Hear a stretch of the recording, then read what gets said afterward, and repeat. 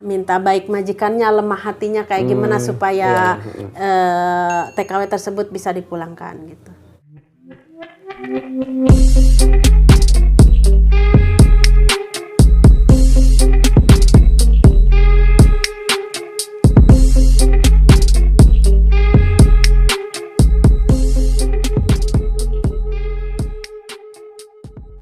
Assalamualaikum warahmatullahi wabarakatuh.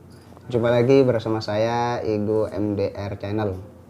Seperti biasa, salam sehat selalu bagi para sahabat pemirsa dimanapun Anda berada. Alhamdulillah sekarang saya berada bersama Bunda Hanin. Beliau adalah Garda BMI atau LSM Bunda ya? Iya. LSM yang bergerak membantu TKI ilegal maupun legal untuk kepulangannya melalui tarhil seperti itu.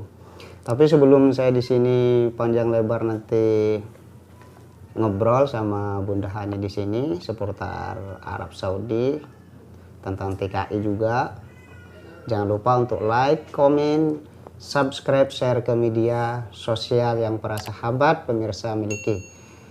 Dan di sini Bunda Hanin terlebih dahulu biar memperkenalkan diri. Silakan. Ahlan wa sahlan. Assalamualaikum warahmatullahi. Selamat datang di channelnya Mas Igo ya. Iya. Siapa yang melihat dan menonton ini mohon bantuannya, subscribe-nya ya. Ya, terima kasih. Semoga sukses selalu dan sehat selalu untuk yang sudah menonton. Amin amin. Iya. Ya, gimana Mas Igo? Ya, pertama di sini Igo pengen tahu biografisnya Bunda Hanin. Pertama datang atau sebagai TKI. Di situ apa bekerja sebagai apa atau panggilan visa umroh kaburan atau apa di situ? Insya Allah saya TKI baik-baik. Insya Allah saya TKI baik-baik. Terus itu seperti apa Ibu awalnya? Dari awal pertama ke sini ya, iya, dari tahun 2010. 2010 ya? Iya, 2010 Sekarang antara 2011 lah. 2021 sekitar berapa tahun ini? Ya kurang lebih 10 tahun ya. 10 tahun ya 10 kurang lebih. apa 9 gitu. 9 ya. Kurang lebih ya segitu. Kurang lebih ya 10 lah. Ya kami ke sini ya niat bantu keluarga, cari rezeki halal gitu.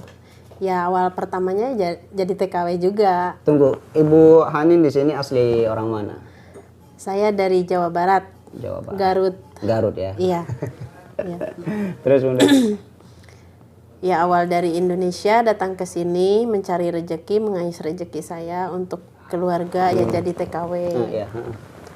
Karena saya awal mula jadi TKW itu sangat sedih yang saya alami, banyak cacian, banyak ngeluh, banyak capek dari majikan. Pasti, ya. Tapi alhamdulillah dengan kesabaran kami ada hikmahnya sampai saya bisa membantu TKI TKW sampai saat ini.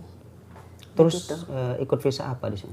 Saya ikut visa salon, Mas. Visa salon. Iya. Terus sampai sekarang?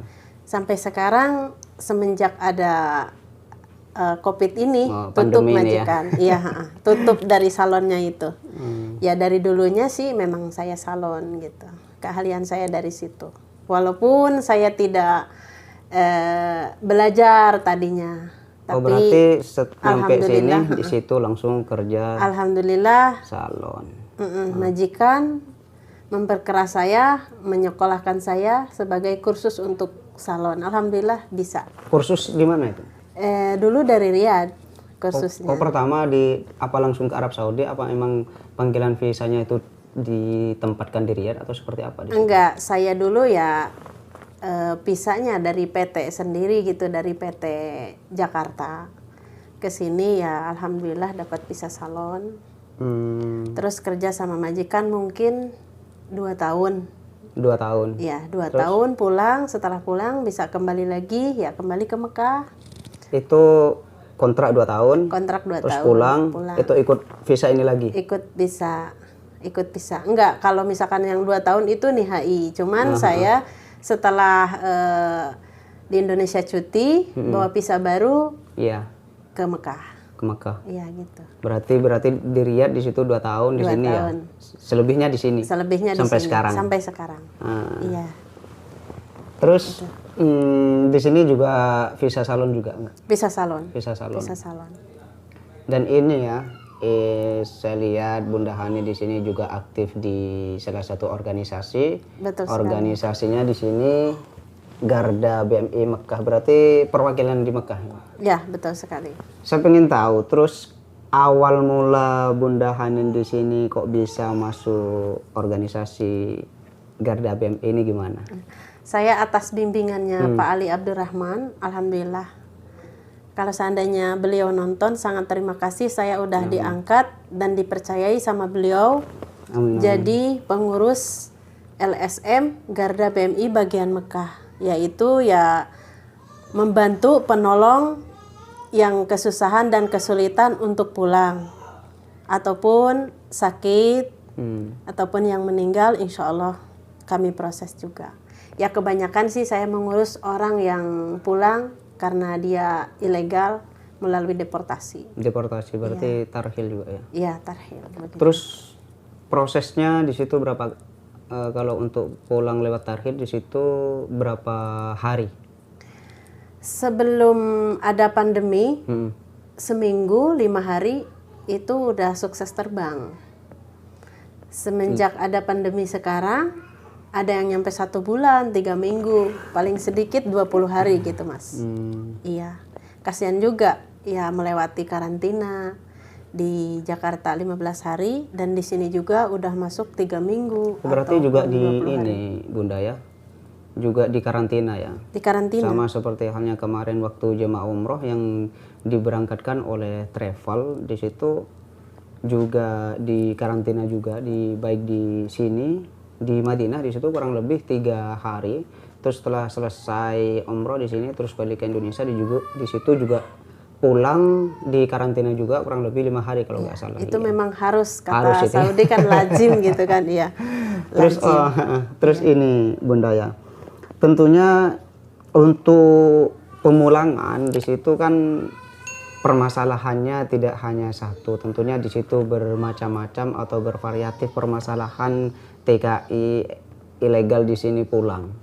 Iya. Itu permasalahan apa saja di situ? Ya permasalahan seandainya jadi ilegal gitu. Kalau yang sudah ilegal itu, maksudnya kabur. Kabur. Ya kabur, ada misalkan gerah dengan majikan, tidak betah, begitu.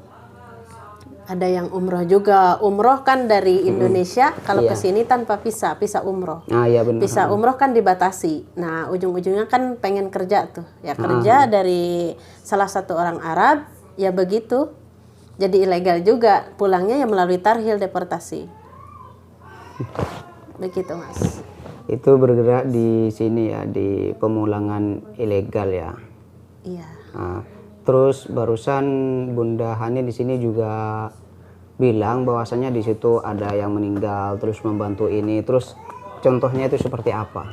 Yang meninggal itu ya maupun legal ataupun ilegal ya. Kalau ada laporan ke kami, insya Allah kami proses juga. Ya dari pengeluaran surat kuasa dari pihak keluarga setempat dari Indonesia untuk meresmikan penguburan di Arab Saudi, ya di Mekah ini. Gitu, harus ada surat kuasa dari keluarga. Ya pihak KJRI juga bisa membantu juga begitu. Terus Garda BMI ini Bunda ya, itu bergerak di bidang TKI baik yang legal maupun ilegal. Contohnya untuk kepulangan tarhil, terus di situ untuk penguburan ya, atau pemakaman. Kalau misalkan di situ tidak ada pihak keluarga yang bisa dihubungi, itu gimana kebijakan dari Garda BMI? Nah, justru itu kami agak kesulitan juga kalau misalkan salah satunya ada yang meninggal, pihak TKW dan saya pun tidak kenal itu orang mana dan di mana, sedangkan dia yang meninggal tersebut itu tidak ada identitas. Jadi saya mau nyari kemana ya, saya terpaksa mungkin yang meninggal untuk sementara ya dimasukkan ke RC juga, ke RC dulu. Lalu saya laporkan ke pihak KJRI. Begitu.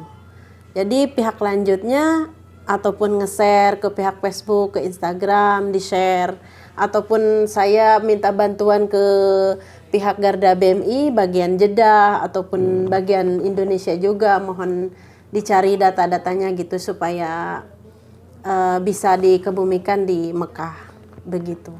Berarti Garda BMI ini besar juga organisasi ya, tidak hanya di Mekah, tidak hanya di Jeddah, bahkan di Indonesia. Ya, di Indonesia ada, Mekah ada, juga ya mungkin sekarang di Riyadh juga diadakan, di Madinah juga ada. Tentunya di sini kan ini Bunda, pasti ada apa ya, meeting atau pertemuan untuk membahas kedepannya ini Garda BMI ini seperti apa. Itu berapa bulan sekali di situ? Saya sama teman-teman untuk pertemuan ataupun rapat setempat ya saling mengadu antara TKI TKW dan keluhan ini itu kan pasti ada ya 2 minggu sekali, kadang 1 bulan sekali, tergantung ada waktu dan teman-teman sepakat gitu. Jadi seperti ini para sahabat ya, tentunya di Arab Saudi di sini ada beberapa organisasi. Betul. Bunda ya, tidak hanya Garda BMI. Tidak hanya Garda BMI. Yang Bunda ketahui di situ organisasi apa aja? Organisasi ada BMI SA, ada Garda BMI, ada SBMI. SBMI juga ya. Ada SBMI ya. Banyak, ada Rioni juga. Apa Rioni apa Taruni gitu. Saya kurang paham. Pokoknya di daerah Jeddah, Mekah itu selalu Masya Allah gitu LSM banyak. Tapi alhamdulillah saya sangat berterima kasih yang sudah membantu dari LSM, bukan hanya dari grup kami, dari grup-grup yang lain gitu. Alhamdulillah pada membantu saudara-saudara kita yang lagi butuh dan kesusahan. Alhamdulillah. Begitu. Jadi seperti ini para sahabat ya. Di Arab Saudi di sini banyak organisasi yang membantu TKI yang kesusahan intinya Ibu ya. Baik yang sekali. Mengalami pulang atau mengalami kesulitan untuk pulang baik lewat tarhil maupun lewat depan, bahkan TKI mengalami kesusahan atau sakit pengen pulang seperti itu Bunda ya. Jadi di sini bisa menghubungi Bunda Hani langsung, nanti juga Insya Allah dibantu prosesnya karena kami bantu sangat bantu dan semampu kami. Oh iya Bunda, tentunya membantu atau memproses kepulangan di sini ya. Di situ pasti ada yang sulit, ada juga yang gampang ya. Betul sekali. Itu seperti apa, bisa diceritakan di sini? Kalau yang sulit itu ya belum ada ada kata blokir dari pihak syarikah ataupun dari majikan. Kata blokir itu seperti apa? Seperti identitas di sini masih online gitu. Berarti masih hidup. Masih hidup ya. Kalau di Indonesia seperti KTP gitu, identitas lah. Nah, kalau itu kan kalau di sini iqamah.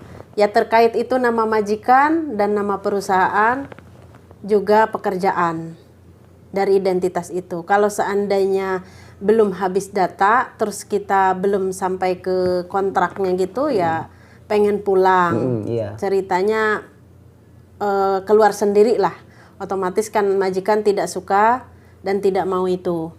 Lalu majikan kan membiarkan identitas itu tidak diblokir. Jadi yang mau masuk deportasi itu sangat tidak bisa, harus ada kaitan dengan majikan juga. Harus sama majikan. Kalau misalkan tidak bisa, majikan tidak bisa membalak karena kesal sama yang pegawainya, ya otomatis tidak bisa pulang, harus nunggu identitas habis batasnya 5 tahun. Kalau misalkan seperti ini Bunda, tentunya kan TKW di situ kan kerja atau kontrak 2 tahun ya. Di situ karena tidak sesuai dengan perjanjian, terus ada penyiksaan atau seperti apa, bahkan 1 tahun di situ kabur ya. Kabur terus banyak. Pulang melalui tarhil. Tentunya seperti yang sampean sampaikan barusan, di situ masih ada kaitan dengan majikan. Terus gimana penyelesaiannya kalau seperti itu? Kalau misalkan majikannya sudah memblokir, belum diblokir ya. Ya itu tidak bisa pulang, harus ada pertemuan dengan majikan juga.